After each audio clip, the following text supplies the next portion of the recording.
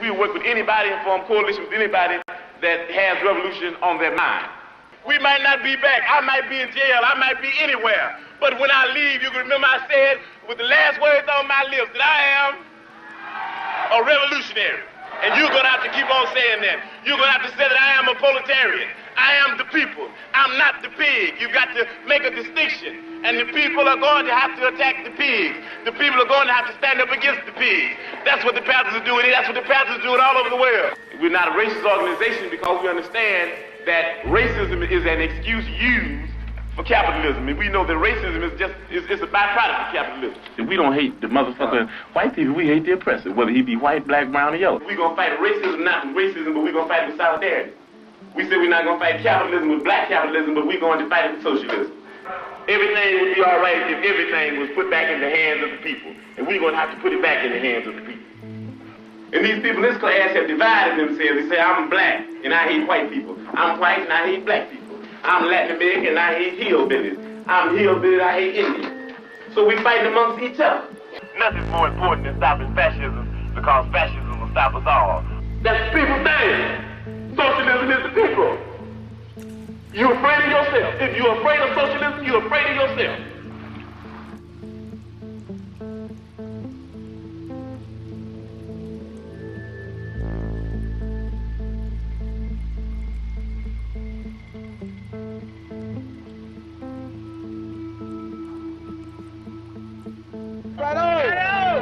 With no education, you have neo-colonialism instead of colonialism. What we're talking about is there has to be educational program. That's very important because if they don't have an education, then they're nowhere. You dig what I'm saying? They're nowhere because they don't even know why they're doing what they're doing. You understand me? You might get them caught up in because they're poor and they want something.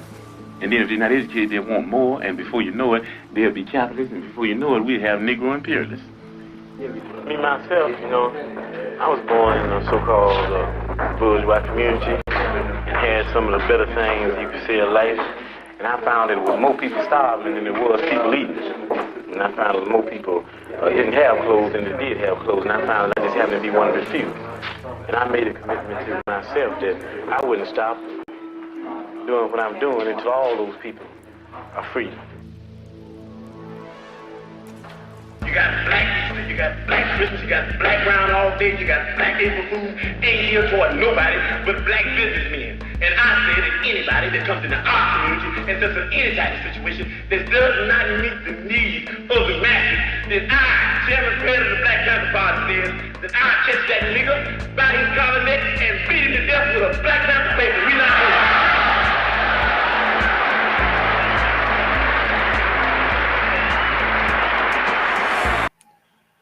All right, we are live.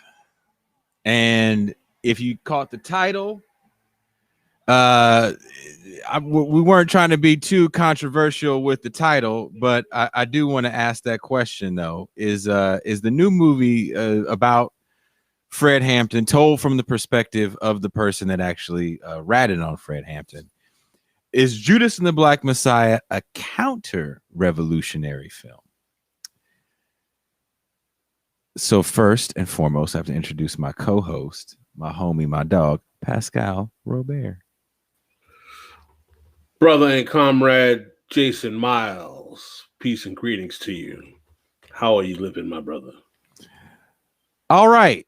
We've been talking since early this morning. Pascal and I do, and we're going to start doing a better job of advertising it.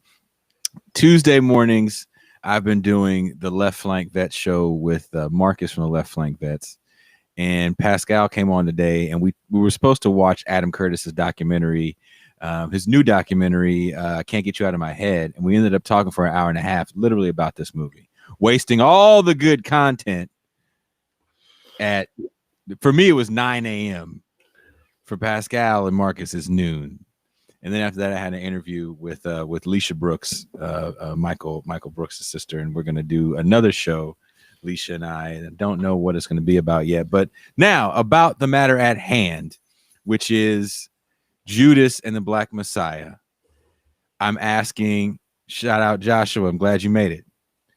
I'm asking Pascal, I'm asking the chat, please hit me up and tell me what y'all thought. Who's seen the movie? I know my brother, my dog did. Dr. Bear is here. Shout out Dr. Asatar Bear. Did you see the movie Dr. Bear? Pascal, you saw the movie. What was your first take on the movie? I thought the film was very well done from a cinematographic point of view. I thought the acting was good. And I thought the plot arc developed well. And I thought that was one of the main reasons why we should be suspicious about the film. Because it was done so well? Because it was done so well. And my brother says he felt it should have been longer. Joshua Sanchez says he'll watch if Pascal approves. Dr. Barrett, killing me. I think, first of all, I think that people should see the film, right? Because I think that people should see the film for the following reason. I think people should see the film because the film should inspire folks to do further research on the life and politics of Fred Hampton and the Black Panther Party, particularly the Chicago Black Panther Party. So I think that that's a positive, if that comes to be.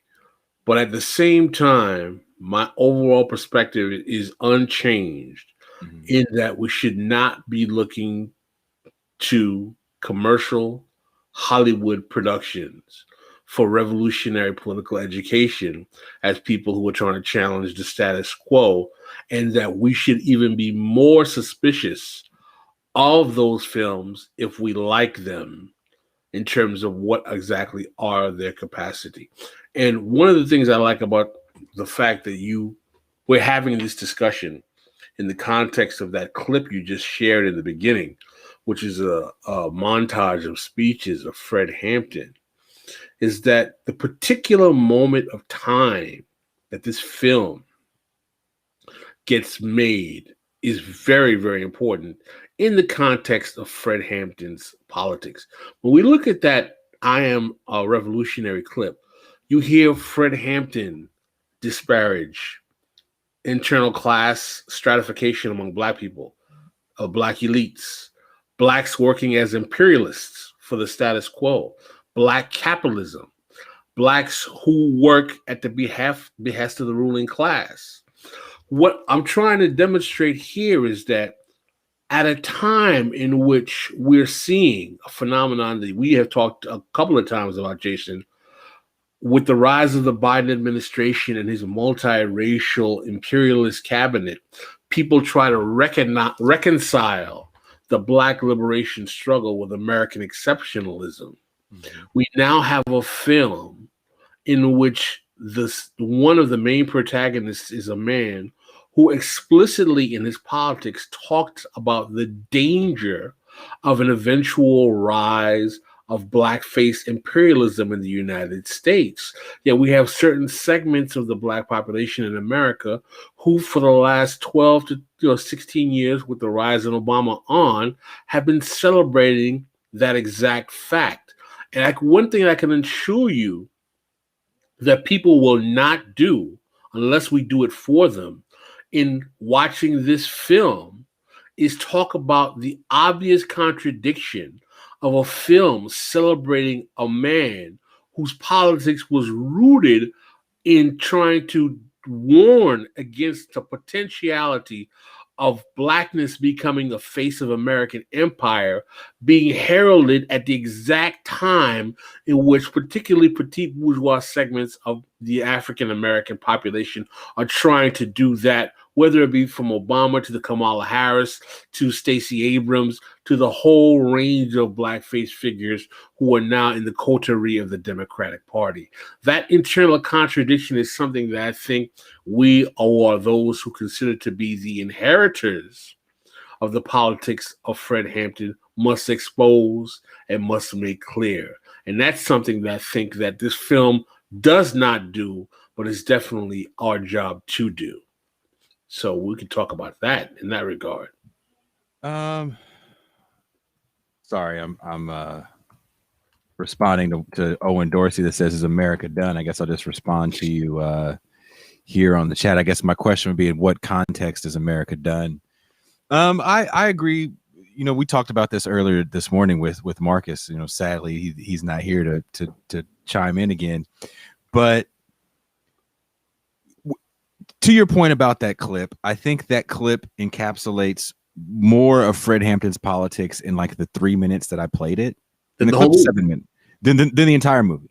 Yes. And the entire movie, in my opinion, and it's funny, I was talking to Leisha Brooks earlier today, and at the end of our conversation, we brought this movie up. She asked what I was going to be doing. I got our phone. I said, "Oh, we're going to be talking about this movie." And she goes, "I just watched it. What did you think?" And even her takeaway, and she had read the Fred Hampton book by Jeffrey Haas. I think he was the one that wrote the Fred Hampton book, and she knew his politics from that book, and of course, watching clips on the internet. And her takeaway was like, this movie really is violent. And she goes, it seems like you don't really see the police violence in the movie. And we talked about this earlier today, that to me, it was more trying to be slick about capturing revolutionary politics in a moment and being able to capture it, like make it real generic. I got the leather jackets, I got the afros, and I got the slogans. It was definitely more about sloganeering than substance. Did it humanize William? Yes, which is okay because he was human, but I believe it showed him to be a shitty human. I don't think it showed him to be a shitty human because he is so humanized. Even though you see the scenes of him eating very comfortably at a nice restaurant with the FBI agent in some very nice clothes.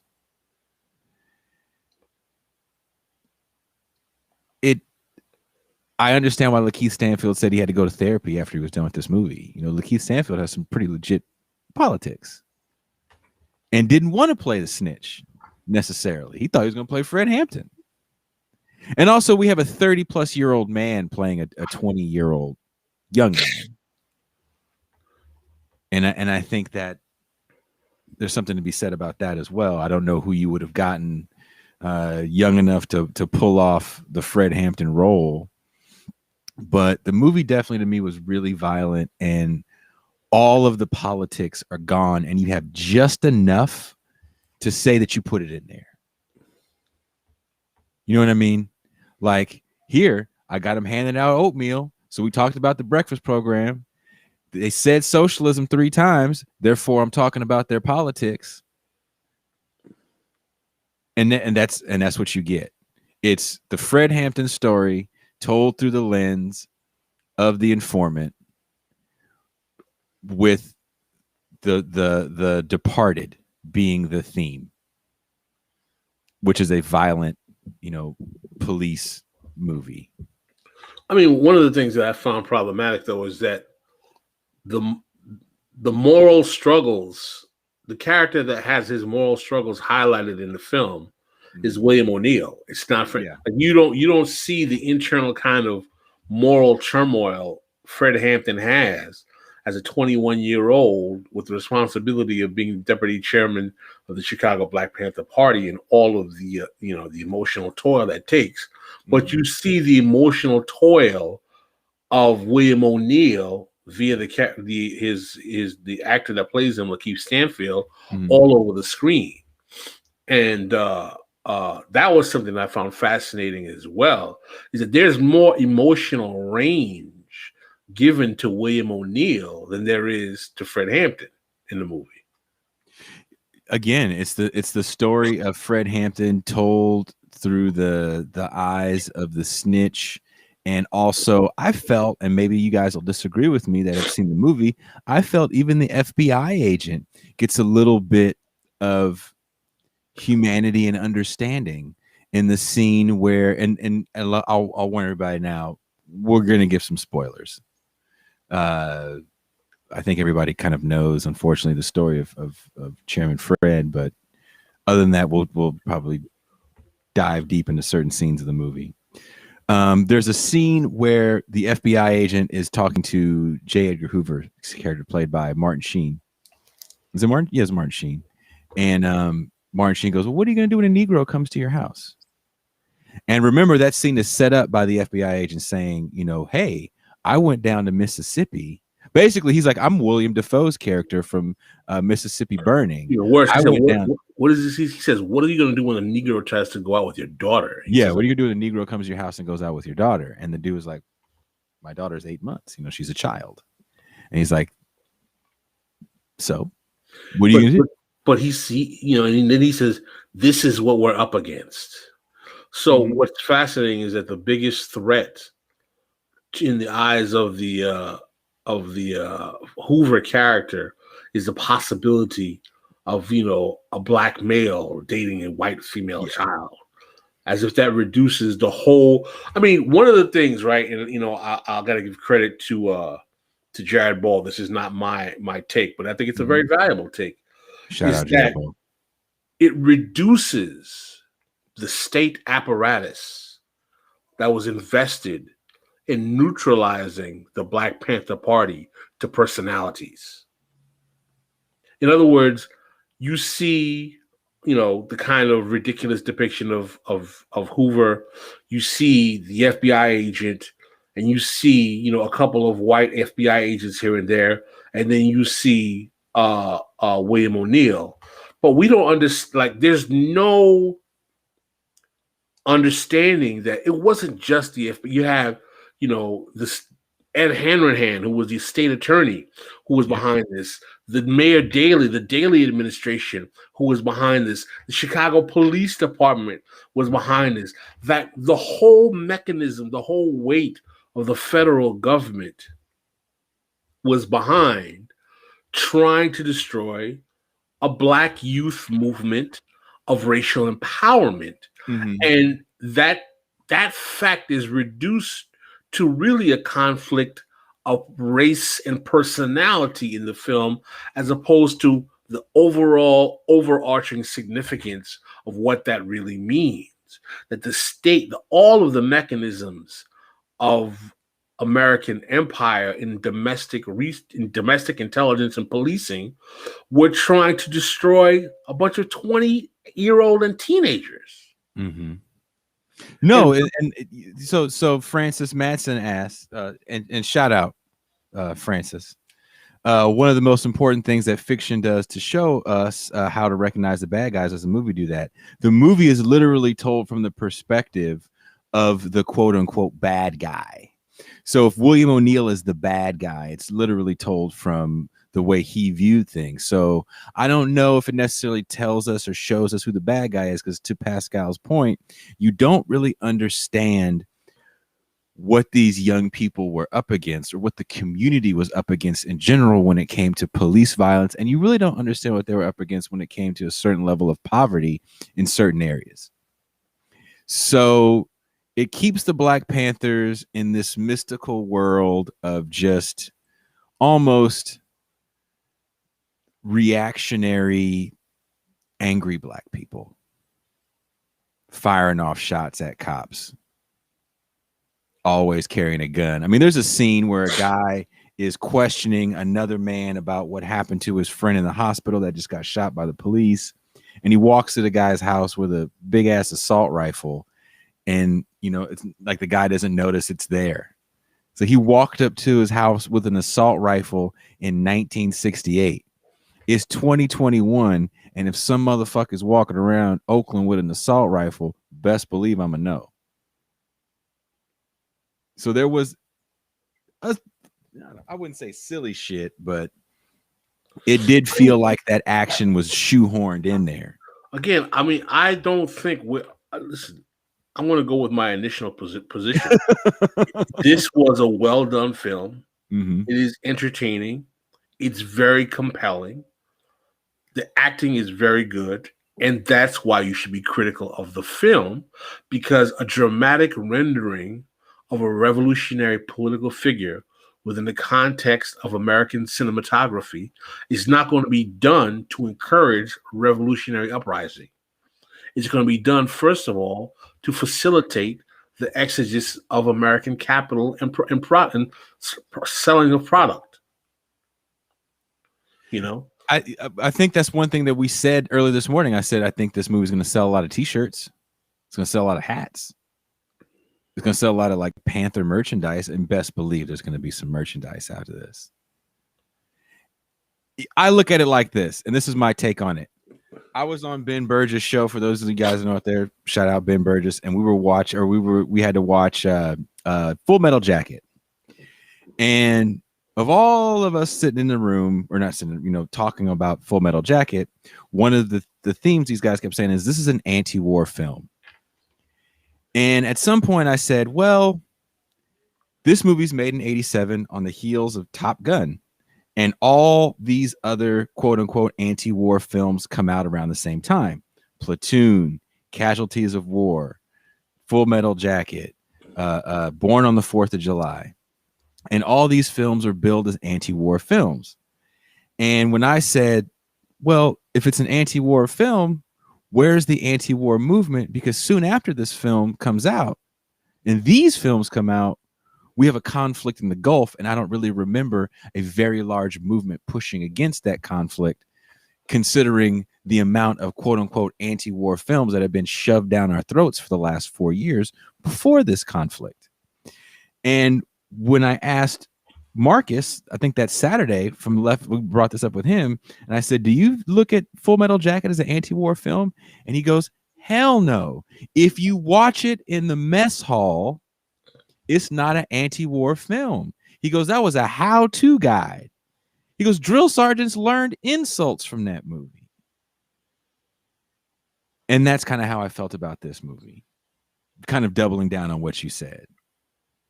If the system of Hollywood makes it, regardless of how slick we want to believe it is and how the message that you get from it, you've projected onto it. That's how I feel about it. If you can watch this movie and you think in your heart that there's a kid that's going to go, you know what, maybe I should read the Communist Manifesto, you've projected that onto that. Because I think he said the word socialism maybe once or twice. I definitely don't think that the politics were effectively made clear in this film in a way in which what exactly Hampton was trying to say, in the way he was trying to explain that capitalism uses racial division to facilitate oppression, and that the only way in which the system is going to be toppled is if the various racial groups that are divided unite to challenge the system. I don't think that the importance of that message was as effectively challenged as what you just said right now. Is it a 3-minute YouTube clip of actually watching Fred Hampton? Mm-hmm. I think in many ways Hampton was somewhat reduced to kind of caricature. I was more. I thought I wasn't that. I didn't like the Fred Hampton character that much because I don't think that it really fully, went into his humanity. I don't think that his, it talks about how much he loved the people, but yet he always seemed to be a kind of sullen, kind of angry figure. But when you see Fred Hampton in various documentaries, he's always smiling. I remember Eddie Conway talking about, he talked about how he didn't like the film because it made, Fred seemed so angry. He said the first thing you recognize about Fred Hampton was that he had those dimples, man. Those dimples, man. They would get you all the time because he was always smiling. He was always warm, and I didn't really get that sense conveyed from this particular depiction of Hampton. He always seemed to be like a kind of dark, sullen figure as well. But I'm not going to say that, Daniel Kaluuya was ineffective as portraying the role. I'm just saying that I just find it problematic that the emotional ups and downs of William O'Neill as the agent is challenged in the movie more than what Fred Hampton is emotionally dealing with as the head of the actual movement. I think I felt like they tried a little bit to show that, the love story, if you will. They try, but I think they found an edge, right? Ultimately, when you want to make the Black Panther story, You don't want to be the Panther movie from 1995. That was a bit of a flop. But if you watch that movie, you can actually see my house in it. When they're in Richmond. When I watched that movie, I felt like, kind of knowing how the Hollywood is like, look, we're going to make this Fred Hampton movie, but here's the pitch. It's going to be from the perspective of the snitch, and it's going to be Black Departed. They literally said that they were trying to Trojan horse. They were trying to Trojan horse the movie. That's a term that they use, the producers of the film, a movie about Fred Hampton by making it about the snitch.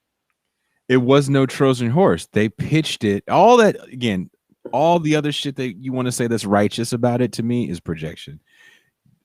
When they were pitching this movie, you think that you can go up to some Hollywood filmmaker, hey, I got a great idea. I'm going to tell a story about 21-year-old revolutionary Fred Hampton that was killed by the FBI. And they're like, nah, we already have X. And certain movies from these guys don't really do real well. Okay, we're going to tell the story from the perspective of the snitch. It's going to be, get this, Black Departed. And that's what you get. And that's how it got pitched. That's how it got made. And that's how it's going to be merchandised. The William O'Neill biopic. Of course, you can't say the William O'Neill biopic, because who the fuck knows William O'Neill? But I can say the Fred Hampton movie told from the perspective of the snitch. And now Oscar time is going to roll around. I guarantee you this movie wins some awards. It was well done. It's a good movie. It's not a bad. Let's make it clear. It's not a bad movie. It's actually a very compelling, very well done movie with good acting, which should make you even more suspicious of the film. But and again, all those quote unquote anti-war movies that become pro-war movies, that become pro-empire movies. What did Touré say? He said those Vietnam movies told the story of the war from a squad's eye view and never questions empire.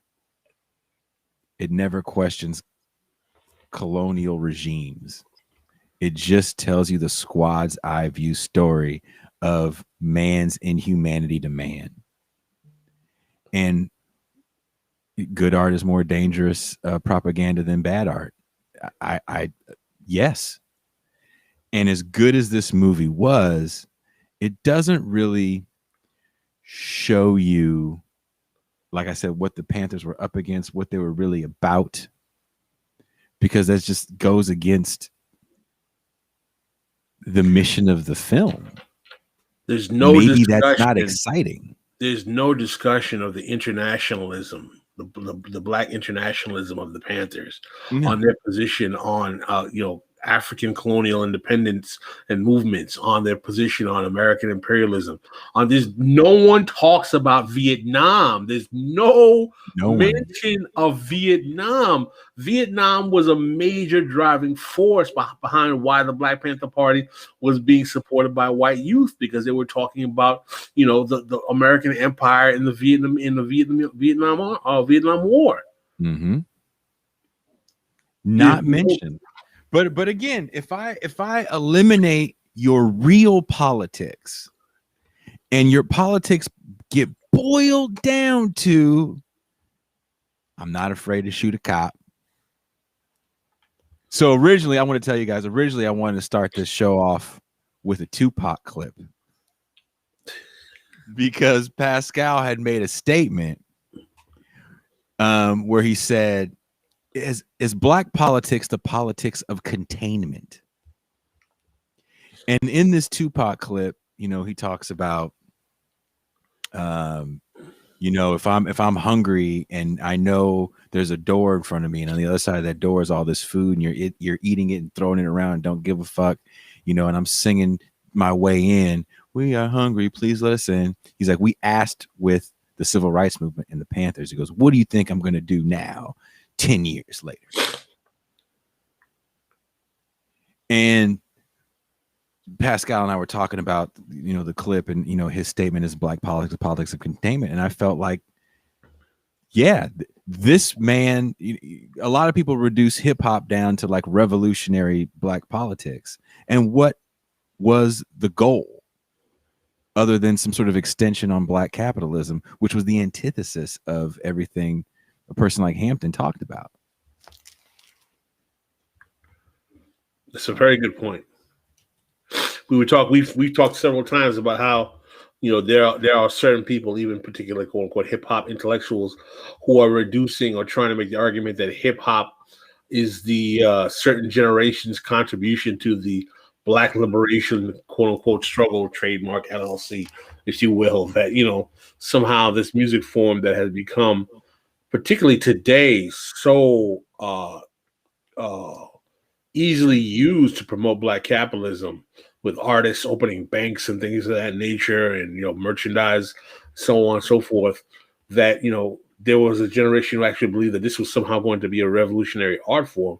And I think that that's something that we need to interrogate as well. So, but to my larger point about black politics being a politics of containment, like, when I look at this film and I look at how, political reactions and artistic reaction is about encapsulating, black activity into an otherization. In other words, they are the exotic other. Black people are the exotic other that must have a certain kind of cartel to negotiate their politics. They can never be fully made to be part of the system, whether or not they contain or are contained by the ruling class. So in a certain way, the question I'm asking is that, does by the fact that you have to have a black politics mean that in and of itself, it becomes a politics of containment where the perspectives are limited by a ruling class negotiating with a body that's undemocratically kind of, moved around like one solid chess piece? Dr. Bear says that the Fred Hampton movie never gets made if Black Panther, the Marvel movie, wasn't a big hit. I think that has a lot to do with it. It's a very, very, I think that has a lot to do with it, Brother Bear. Because remember, cats going, I think we joked about this. Did we joke about this on our show about cats going to see Black Panther? We all knew somebody that went there crying with a dashiki on, talking about Wakanda forever. Oh, there were whole groups of people. Like, we all know somebody that did that bush and had pictures of their whole family with dashikis on going to see Black Panther. None of them motherfuckers ever read the comic, didn't even know that motherfucker existed until, Marvel told him he did. He did. And it's funny. It's like, we're going to go see Black Panther. It's like, Storm is a queen. She was in like 3 X-Men movies and she's a queen from Africa, but y'all didn't really give a fuck about her. Got you. Okay. That was that's real talk. That I saw that happen in real time. Mm-hmm. Yeah, Storm actually marries Black Panther in the Marvel universe. That's enough comic book talk for now. I know there's a lot of comic book people watching the show. Someone said Pelosi and Chuck Schumer with their garb on, crying the whole movie. Oh my God. That's going to be the scene, right? That's going to be the scene. The CIA told record producers, so Jay Coleman, I know a gentleman that's a little older than Pascal. And he actually was in the industry pretty high up in that era. And I asked him about that. And he said he had never heard of that. And there's a lot of talk that is not a real thing that happened. But he did say this. He goes, I was high up enough that I would have been there, but I'm not saying it didn't happen. He goes, I never heard of it, but I'm not saying it didn't happen. To the point about the pushing gangster rap music. Ta-Nehisi Coates wrote the storyline for the movie. No, if he would have, race would have been way more magical. The characters from Black Panther would have been able to fly without spacecraft if that was. Oh, dude. You mean Black Panther wrote the Judas and the Black Messiah? Then the characters wouldn't have needed guns to shoot bullets. It would have been even special. Yeah, there would have been a whole scene where William O'Neill comes to grips with the fact that he's been lied to by the white establishment, and he rips off his pimp suit, and then a leather coat comes out, and he flies, and there's doves, and then he realizes it was all a dream. And he's made a whole. What is he? Is he William O'Neill or is he Prince? What are you talking about? A little bit of both in the Ta-Nehisi Coast version. Gotta get some When Doves Cry in there. He's a little bit of both. Thank you, brother Eric Brown. Appreciate you. Thank you for checking this out. It really means a lot. I'm not gonna lie. When we first decided to do this show on Zero Books, I definitely told Doug Lane that we're going to be talking a lot of black shit. And was he worried? He's like, I don't care. So I was like, all right, we're not going to stop. So thank you guys for sticking around and paying attention. But Joshua Sanchez said, of course, would have Torrey Reed play the bad guy. That's fucked up. Because I kind of want to screenshot that and send it to him now. Because I got a text message from Torrey hella early this morning, mad about some racist magical motherfucker. Oh, really? Yeah. What's this, brother? You know what? Just because I love y'all, I'm going to find this. Who is this cat? You know this dude. Hold on. This is how much we was talking. Also, we had a long talk about Gina Carano. Sandy Darity. Oh yeah, Sandy Darity is the professor from Duke. Yeah. What happened? What did Darity do? Darity wrote this new book about reparations. Right. And you know, I didn't know who I get this Darity shit. I'm thinking this dude done talked about his mama. And he's talking about this dude's book, and yeah, I found a clip of him talking about reparations and about the racial wealth gap. TM Trademark LLC. No, we talked about this today, man. Racial grievance discourse is hot because the lords of capital. Now, listen, when Jamie Dimon is more interested in a racial wealth gap than a federal jobs guarantee or Medicare for all, he's telling you, listen, we can give the black people fatback and biscuits and we don't have to worry about class-wide politics. It's perfect for us. It's great.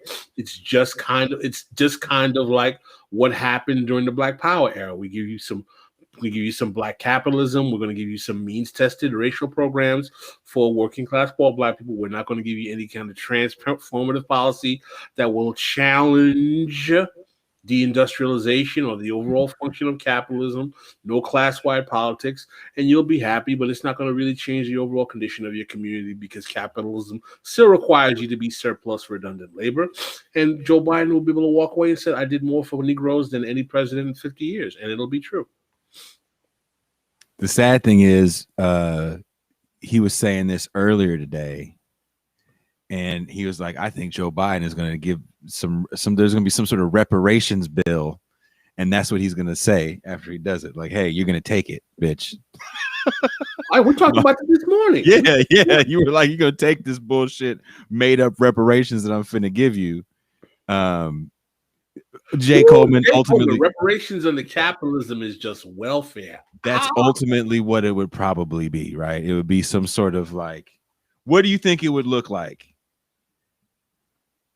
I think it would have a significant amount of black capitalism allotment, like black business allotment at the top, mortgage guarantees, financial access for homeowners, increasing home ownership that qualify. Everything will be means tested.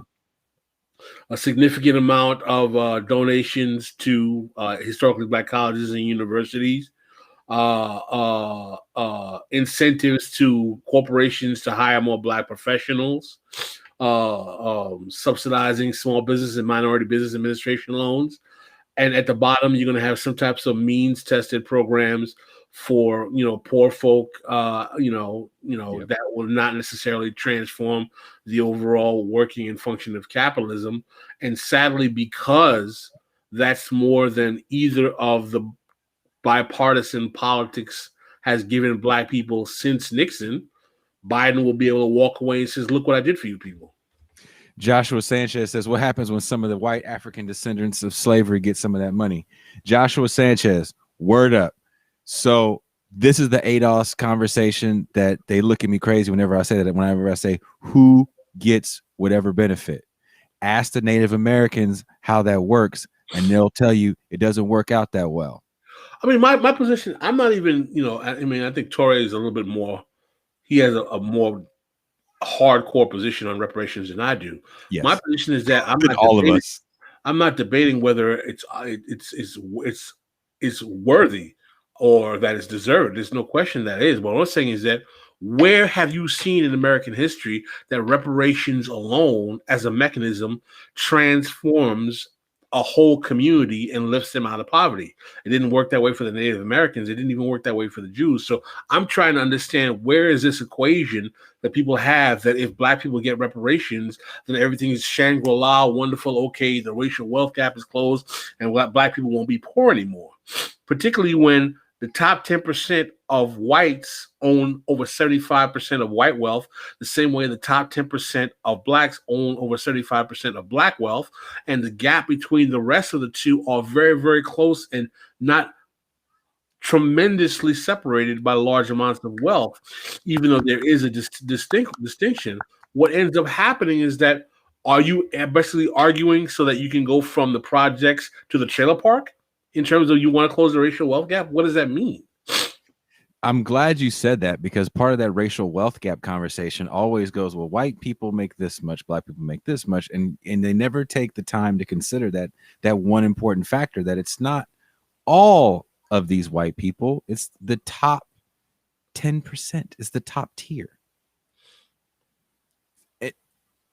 But again, that racial discourse, to your point, becomes the discourse of the day. It gets a lot of clicks. It's going to get a lot of people to watch this fucking movie. Well, listen, we talked earlier this morning as well about Preston Smith's book, which I'm looking forward to finishing, about who should be coming on the show, by the way. Yeah, housing policy in Chicago during the civil rights era, and how during the civil rights period, the leaders of the movement had a choice between going two paths, which was, one was social democracy and one was racial democracy. Social democracy was to demand policy that would be class-wide, that would affect American citizens overall, and racial democracy would be policies that were race specific. And what was realized is that whenever they demanded racial democracy, they only got policy that improved the condition of those people who were black, middle class, or elites, while social democracy was found to be better off for improving the condition of black people overall. And my question is that, when exactly do we expect, or when will we learn that when we have a race reductionist politics, as Torre likes to refer to them, it creates the reality that we replicate the class division that already exists amongst black people, that is almost as great, if not greater, than between blacks and whites in terms of wealth. No one ever talks about the internal racial wealth gap between black people and how that actually is increasing as much so, if not in many ways as worse, than amongst whites. And again, when we're going to talk about policy that will just replicate that, because it's going to be a cash transfer to the black middle class and the black political class, well, what happens then?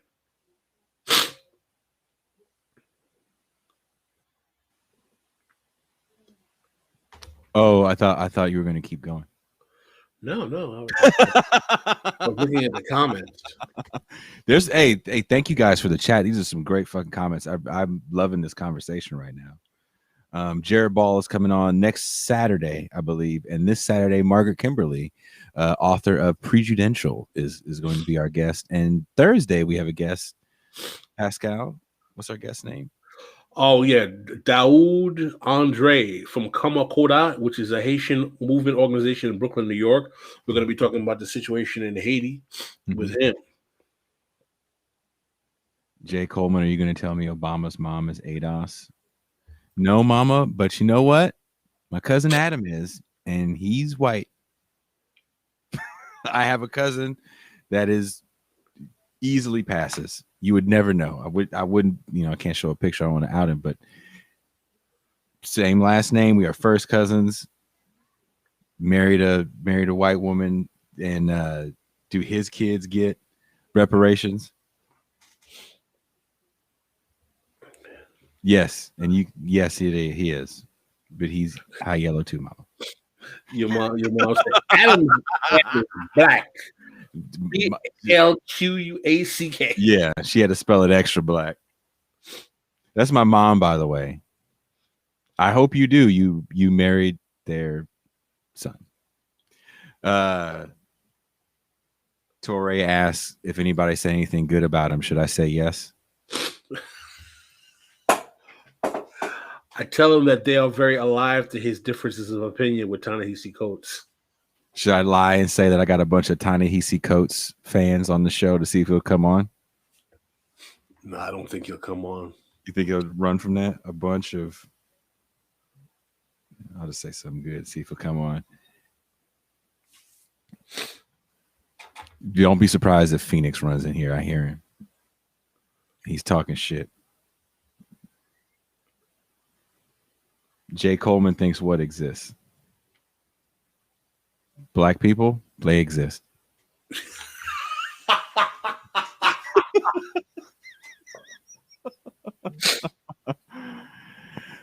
My mom wants us to have Brianna Joy Gray on the show because I wanted Brianna Joy Gray to come on the show at some point, and I will actually. I had a long talk with Torre about Brianna Joy Gray, and he thinks that she would love to come on the show. White ADOS, they exist like in what way? Like they're gonna get money too, or what? Or they're just white people that support reparations. When did you have this extensive conversation with Torre? Was it on the phone or through text? Phone. Sometimes he calls me up and just like shit. What was his takes on Brianna? Are we gonna go open up the Brianna Joy Gray? No. Nope. I have a rule. I'm gonna abide by the rule that I set for myself. I'm gonna follow said rule. We liked Brianna Joy Gray on the show. We'd like to have Brianna Joy Gray on the show. I think it'd be a fun show. I've never seen her have a show with all black people that aren't yelling at her. Every time I see Brianna Joy, I watched an episode of a show she had on where she had this character, this guy Leslie Lee on the show, who was like a friend of Katie Halper, who was a black guy. I was like, wow. Oh, that black guy? Yeah. I was like, wow, there's like an extra black character on the Katie Halper show. This is so nice. More than just February. It's February, so you got to get them all out for February. That's why I'm making the rounds on all these shows. If you guys see me on all these like other white people shows, it's February. And Torre is busy. Oh my God. It's February and Cedric's writing a book. And so they go down the list and they go, that guy. That's not true. That's not why I'm going to be on. Your mama said Torre, Obama's bro. I was like, oh my. She says he looked like Obama. My mom thinks all black people look alike.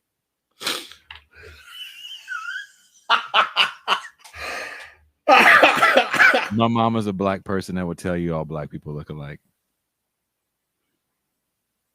My mama's also crazy. In a good way. We like Pam Davis on the show. I've got to see her black ass tomorrow. So, I'm not going to get into a discussion about white ADOS. If you guys in the chat would like to talk to Pam Davis, aka my mom, about white ADOS, feel free. I choose to not go down those rabbit holes with her. That is where we differ. But my mom is a hardcore leftist, union organizer, no joke motherfucker. So I would appreciate if you guys did talk to her. Respect. That's all I ask in general. And Pascal's gonna laugh at these jokes, mama, because I'm someone funny. asked, is a basic question. Is Judas and the Black Messiah counter-revolutionary? Yes or no? I say yes. I say yes because it doesn't encourage you to have revolutionary politics. Yeah. Judas and the Black Messiah is a good film to watch. It's fun to watch. I shouldn't say fun to watch. It's an entertaining film. But as far, you know what? Dr. Bear asked this question earlier in the chat, and we didn't get to it. And he was like, what was our take of Malcolm X? I talked about this. My belief on the film Malcolm X is that the most radical aspects of his politics weren't covered in his movie. His racial internationalism, his challenge to capitalism and imperialism, and it really just limited itself to the kind of narrow black nationalism that Spike Lee's a fan of. It doesn't really talk about any of his politics in the movie. And it's 2.5 hours of a man's 38 years of life. So, you know, how much are you going to cover? What are you going to cover? I get that. And I think they definitely wanted to cover the hoodlum to saint role, redemption story. But is Pam Davis having a party in the clubhouse? Why is she what she said she had? She tried to get me on this clubhouse thing. If you guys want to go on Clubhouse, my mom was getting people on it. Once old people are on it, it's probably not cool. She said, I'm here for cannabis dispensary information. Woo, woo, woo. The first 2 hours of Malcolm X. You know what the best part of Malcolm X is besides the soundtrack? I think the soundtrack is really good. One of my favorite parts is when he's in the scene where he's looking at is it Natalie Cole is playing Billie Holiday's character? And she's singing In the Still of the Night. Awesome. Beautiful. Hollywood not breaching class politics. Typical. Hell no. Hell no. But read the interviews. You know, if you read the interviews, you would think that this movie was some sort of tour de force revolutionary film that's breaking all the bounds of what it's this new era of black filmmaking is. And again, when you have the slick way to pitch your movie, and I always go back to the 90s, that explosion of hood film, Boys in the Hood, Straight Outta Brooklyn. What other hood film came out? Juice. What else? From a different filmmaker. Menace to Society. Menace to Society. And the movie that gets kind of forgotten in all that Fear of a Black Hat. I thought Fear of a Black Hat, it's satire, of course, but it tells that the story of that era perfectly. When they're walking around any hood USA.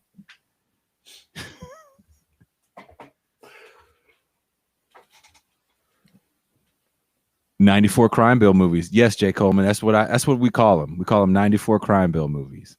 That's why we have a whole episode.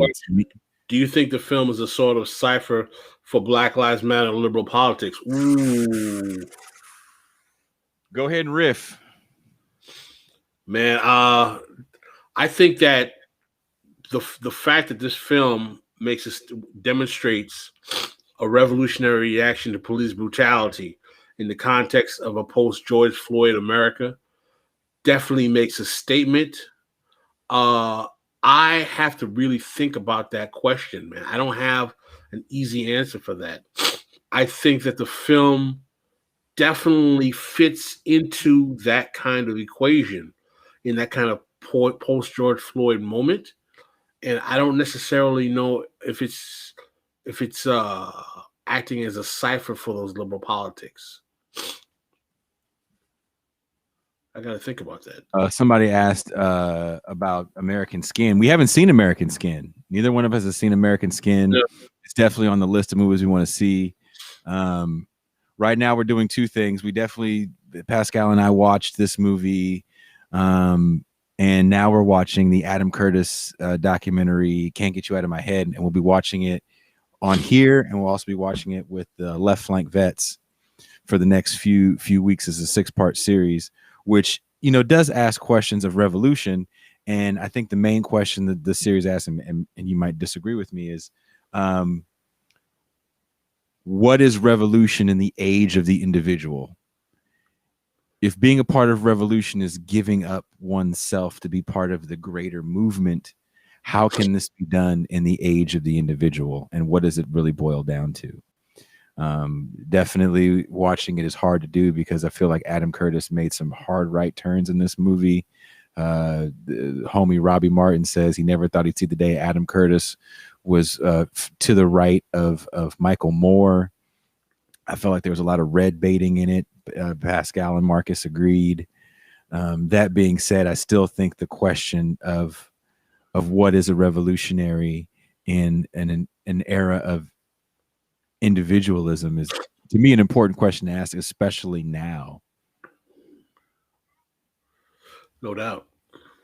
What say you, Pascal Robert? I mean, I think that there was definitely some valuable content in the documentary, but I just overall don't think it's a left project or a radical or revolutionary product. I think it's a kind of, analysis of what politics overall affects people in terms of their individual weaknesses over time.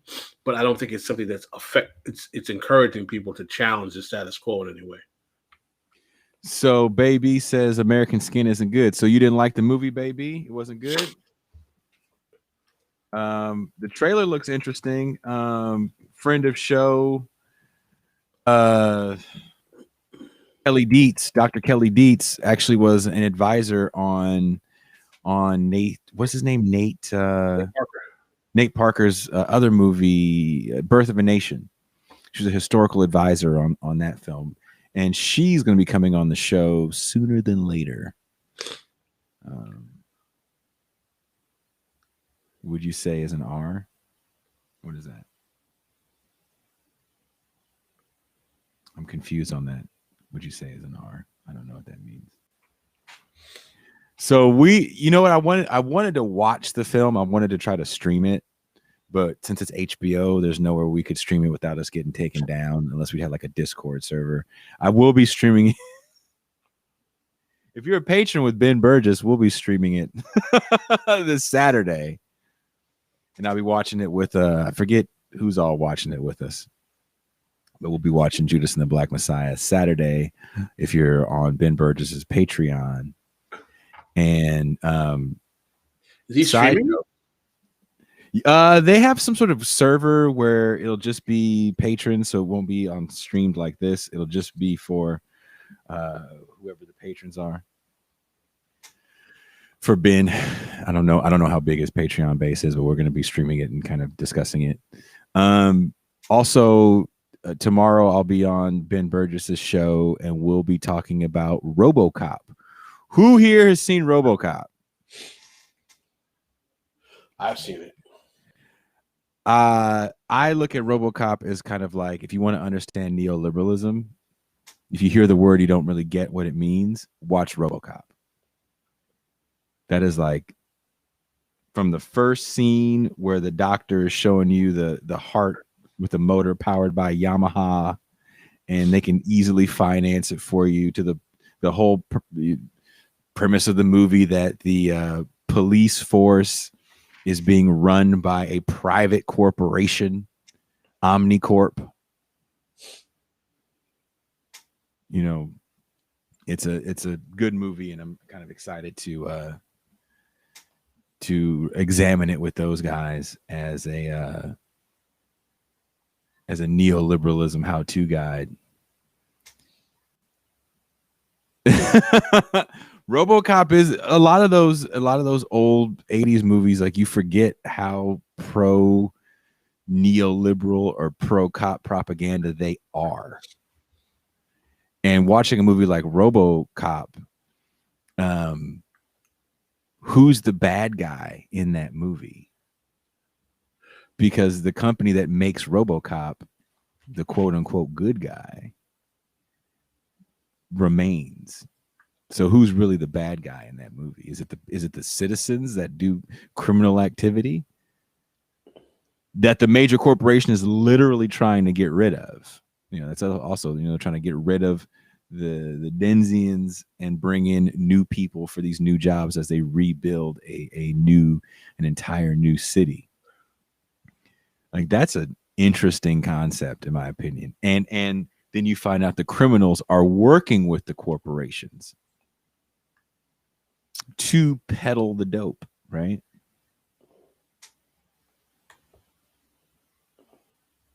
Yeah, 2 million jobs, but not for those people. That's a line in RoboCop. That's in the one of the opening scenes.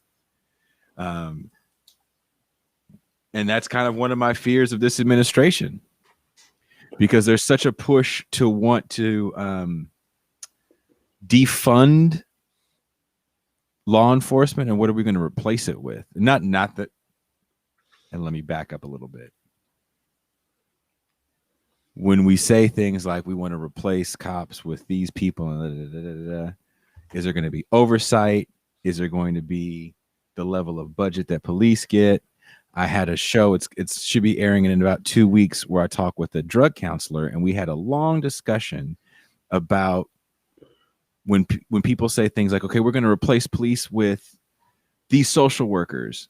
And her whole point was, if you're not trying to change the material conditions of people, housing, job programs, drug treatment if they need it, then you're just talking people off a ledge real quick, so it happens again. You're just part of this fucked up revolving door, and you're going to burn out a fuck ton of social workers, counselors, whatever title you want to give them. You're going to burn those people out. And what level, like, how much is a municipality willing to invest in just the social workers alone? I agree, Erica. I agree with you wholeheartedly, and shout out to Erica Wheeler, that it does become a different type of police force. So, and you're going to burn out good people. And then if you really look at a lot of people that work in that world, not everybody, but because that's an industry that not a lot of people want to go to work in, you're not getting top people. You go into psychiatry, you got to go to school to be a doctor. You want to counsel drug addicts and offenders and homeless people, maybe you get an intern. The turnover in that world is just so high. Are they going to get the level of overtime that police officers get? Is their job going to be heavily incentivized by who they can help and who they can't help? When you're talking about an unhoused person and you have to get them housing, and there is a laundry list of forms you have to fill out to get housing, it's a lot of questions. If you've been living in a tent for the last year and a half, you might not have your social security letter that says how much your benefit's supposed to be.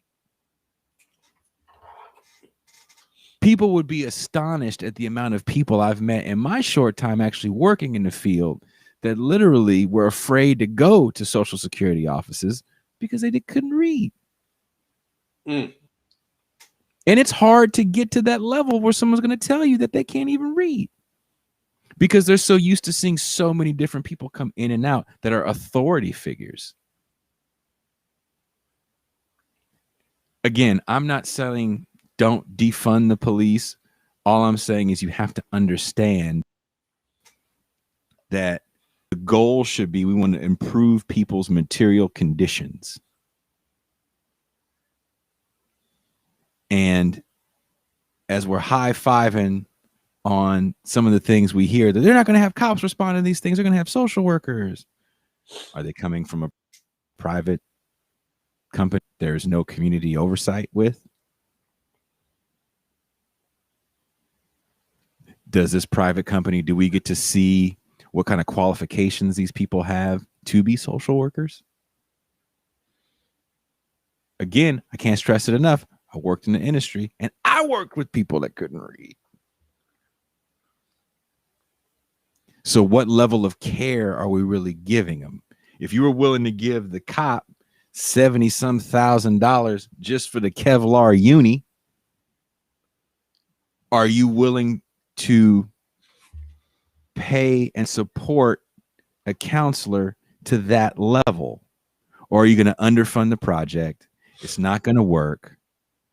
We're going to point the finger, much like Reagan's gubernatorial run against Brown in the 60s, where it's like, look at these programs. They don't work. They eat up your tax dollars.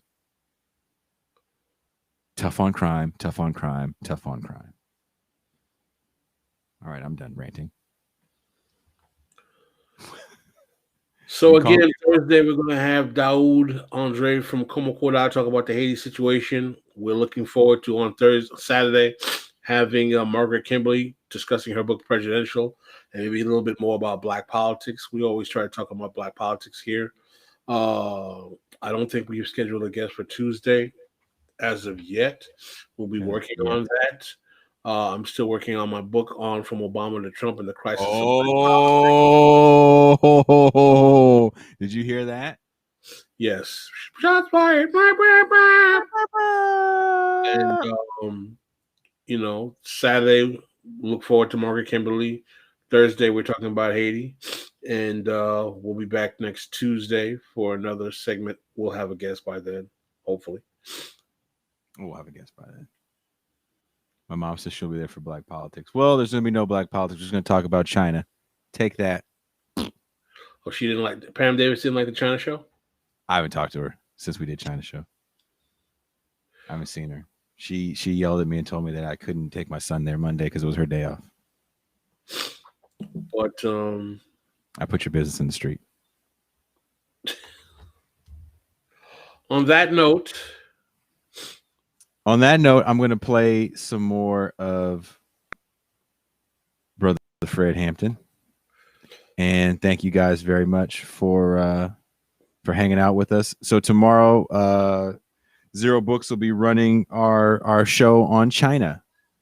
And I really am excited to get your guys' feedback on that. Always a little nervous when talking about China because people get really emotional. And so tomorrow, Zero Books, China episode. Check it out. Peace. We're going to have to move. We got to move fast. We got to move hard. And we're going to have to move organized.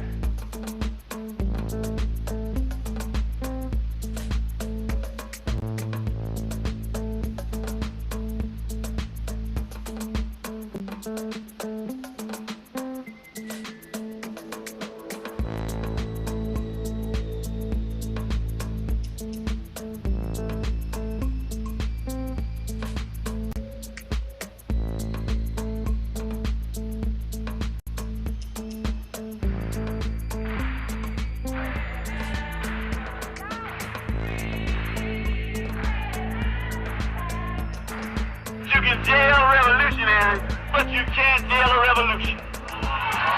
Right. We need some guns. Black people need some peace.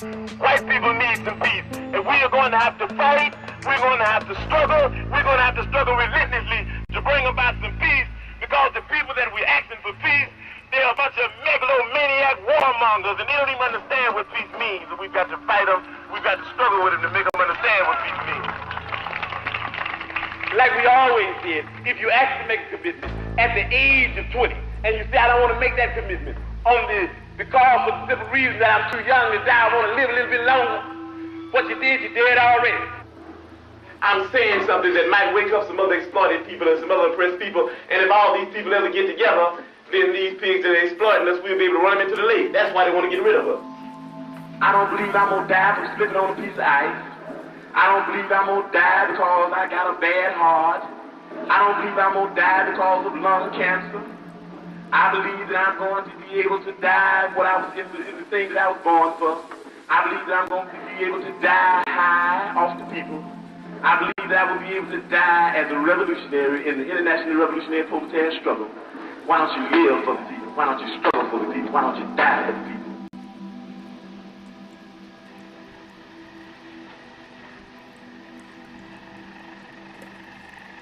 All we want to know is that you're doing what we'd be doing if we were here. And you got to do that. You can't do it unless you believe that you can do it. In the spirit of liberation, we understand that they want everybody in the party in jail. So the quick solution, the speedy one, nobody goes. Nobody goes. We all stay right here. With the people? Because we love the people. Okay, you can put your hands down now. We say all power to all people. We say white power to white people. Brown power to brown people. Yellow power to yellow people.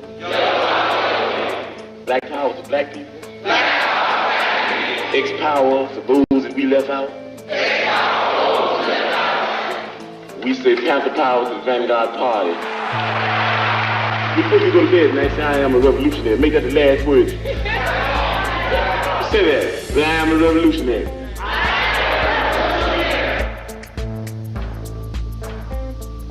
All right, peace out, y'all. If you can, I'll be with Ben Burgess tomorrow, 8 p.m. Eastern Time, 5 p.m. Pacific Standard Time.